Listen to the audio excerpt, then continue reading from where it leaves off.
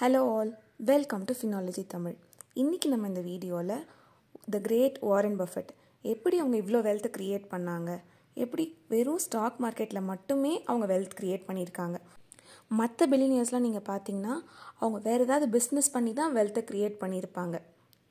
Example Elon Musk Tesla அது பண்ண மாதிரி.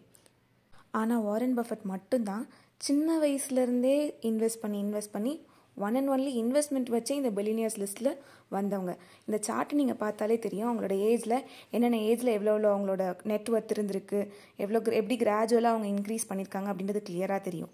ஸோ இதுதான் பவர் ஆஃப் காம்பவுண்டிங். ஸோ இந்த வீடியோவில் power of compounding and the strategy, இந்த வாரன் பஃபெட் என்னென்ன மாதிரி ஸ்ட்ராட்டஜிஸ்லாம் யூஸ் பண்ணி இந்த வெல்த்தை க்ரியேட் பண்ணாங்க அப்படின்றத பற்றி டீட்டெயில்டாக நம்ம பார்க்க போகிறோம். ஸோ வீடியோவை ஸ்கிப் பண்ணாமல் பாருங்கள், சேனலை சப்ஸ்கிரைபும் பண்ணிவிடுங்க.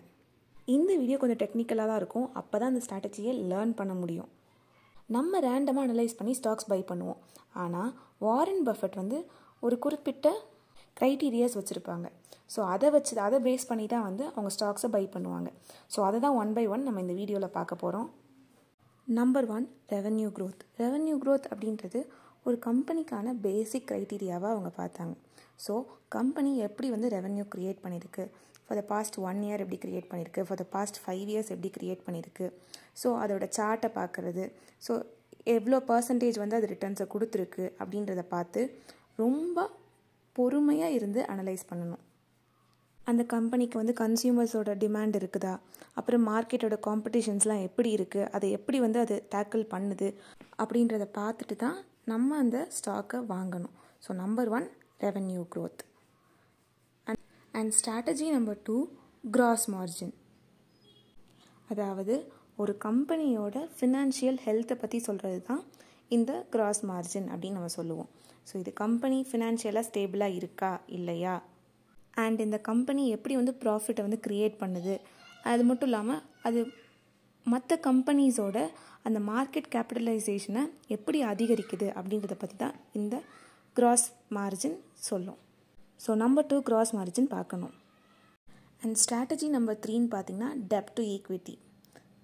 டெப்ட் டு ஈக்விட்டினா என்னது, இது இந்த ஒரு கம்பெனியோட ஓவரால் ஹெல்த் எப்படி இருக்குது அப்படின்றத பற்றி சொல்லுவோம். அதாவது டெப்ட் டு ஈக்விட்டி ரேஷியோ ஹையாக இருந்ததுன்னா அப்போது இந்த கம்பெனி நிறையா கடனில் தான் ஓடுது. ஸோ நிறையா மற்றவங்க கிட்டேருந்து காசு வாங்கி அப்படி தான் லெண்ட் பண்ண மாதிரி தான் இந்த கம்பெனியே ரன் ஆகுது. ஸோ அப்போது இப்படிப்பட்ட கம்பெனிஸ்லாம் நம்ம இன்வெஸ்ட் பண்ணோன்னா ரிஸ்க் ஜாஸ்தி அப்படின்றத நம்ம புரிஞ்சுக்கணும். ஸோ நம்ம ஒரு கம்பெனியை டிசைட் பண்ணச்சில்ல அதோட டெப்ட் டு ஈக்விட்டி ரேஷியோவை பார்த்துட்டு தான் டிசைட் பண்ணணும். இதுதான் அவங்க வாரன் பஃபெட் யூஸ் பண்ண ஸ்ட்ராட்டஜி நம்பர் 3. ஸோ எப்போவுமே ஒரு கம்பெனியை டிசைட் பண்ணுறதுக்கு முன்னாடி அதோட டெப்ட் டு ஈக்விட்டி ரேஷியோவை பார்க்கணும். ஸோ தட் அது கம்மியாக இருந்ததுன்னா ஈஸியாக நம்ம ரெவென்யூ க்ரோத்தை க்ரியேட் பண்ண முடியும். சப்போஸ் டெப்ட் ஈக்விட்டி ரேஷியோ அதிகமாக இருந்ததுன்னா அவங்க அந்த டெப்டை பே பண்ணுறதுக்கு தான் அவங்க க்ரியேட் பண்ணுற ரெவென்யூஸ் எல்லாமே போகும். ஸோ நம்மளால் ப்ராஃபிட் அப்படின்றத புக் பண்ணவே முடியாது. ஸோ ஒரு நல்ல ஸ்டாக்கை சூஸ் பண்ணுறதுக்கு நம்ம டெப்ட் டு ஈக்விட்டி ரேஷியோவை கண்டிப்பாக பார்க்கணும். இதுதான் வாரன் பஃபெட் யூஸ் பண்ண ஸ்ட்ராட்டஜி நம்பர் 3.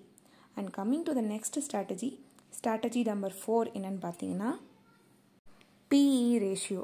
PE ரேஷியோ அப்படின்றது ப்ரைஸ் டு ஏர்னிங் ரேஷியோ அப்படின்றது தான் PE ரேஷியோ அப்படின்னு நம்ம சொல்லுவோம். ஒரு ஷேர் ப்ரைஸ் அதோட ஒரிஜினல் ஏர்னிங்ஸை விட கம்மியாச்சுன்னா PE ரேஷியோ கம்மியாகும். அதே அதிகமாச்சுன்னா PE ரேஷியோ அதிகமாகும். ஸோ அதிகமாக PE ரேஷியோ இருக்கிற ஸ்டாக்ஸ் ரொம்ப எக்ஸ்பென்சிவ்னு சொல்லுவாங்க. ஸோ கண்டிப்பாக என்னைக்காவது ஃப்யூச்சரில் அதோட ப்ரைஸ் ஃபால் டவுன் ஆகும்னு சொல்லலாம். இதே கம்மியாக PE ரேஷியோ இருந்ததுன்னா ஃப்யூச்சரில் கண்டிப்பாக அதிகமாகலாம், பிகாஸ் அது சீப்பில் கிடைக்குது அப்படின்னு சொல்லுவாங்க. ஸோ இந்த PE ரேஷியோ தான் ரொம்ப ரொம்ப யூஸ்ஃபுல்லாக இருக்குது ஒரு இன்வெஸ்ட்மெண்ட் டெசிஷனை மேக் பண்ணுறதுக்கு. So strategy number 4 PE ratio. அதுக்கப்புறம் coming to the next strategy ROIC, அதாவது ரிட்டர்ன் ஆன் இன்வெஸ்டட் கேபிட்டல்.